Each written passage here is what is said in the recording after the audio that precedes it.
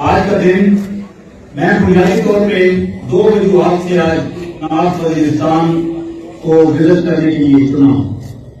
ایک کہ میں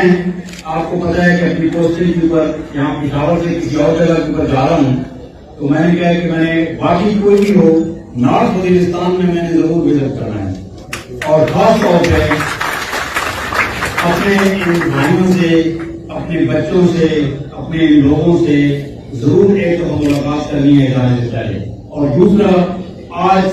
اس کو آپ سمجھیں کہ انسیڈنٹلی یہ پاکستان کی پیدائش کے 75 سال بھی آج مکمل ہو گئے ہیں،